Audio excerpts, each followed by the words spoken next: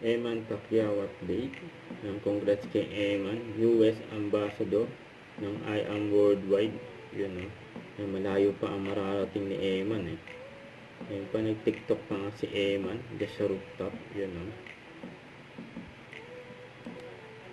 yung gwapo ni Eman, ang galing. Ito, Pero pag interview kay Eman. Wala namang specific yung about din naman yun sa family and friends ko. Hindi para kay Julian. Syempre close friends ko siya. Gusto ko rin siya i-support and i-protect. Hindi as a lover, as a friend. Anong feeling?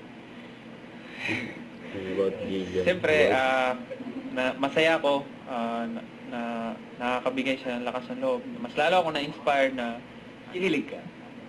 Yeah, siyempre, happy ako na pumunta sila, nag-support sila. Siyempre, nag-usap kami sa mga ganitong bagay, ganito, ganyan. Share mo naman ano na pag-usap. Secret.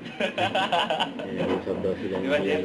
yun, Super, ako, kinabahan, Diba, pero nasiyahan rin ako kasi kahit first acting project ko yun, super blessed ako kasi nakasama ko sila sa trabaho nila. Siyempre, sobrang saya kasi noon nakikita ko lang sila sa TV, sa phone.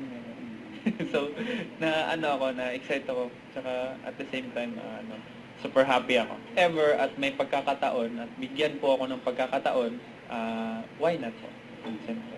Kasi exciting din naman po yun eh. Yes. Kasi if boxing role is, action is my forte. So sa'yo yung kamao, yung napunta kay Anton. Kasi sabi ko na dapat mas bagay sa'yo talaga. Reaction ni Sa Eman. boxing. Hindi naman sa nakikialam pero hindi ko alam eh. Decision yun nila. So, abangan nyo na lang po. Baka mag-guess ka doon. Yes. Abangan nyo na lang po. Oo. Pero hindi ikaw yung, kasi yun na nga, una nag-comment agad na, dapat ikaw yun. Dapat ikaw bida.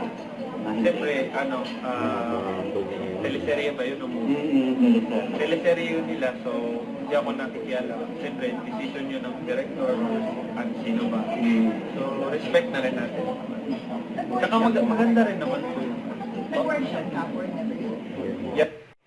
Don't forget to subscribe, click the notification bell for my update. This is Richard the Action Live. Stay tuned for more videos. See ya.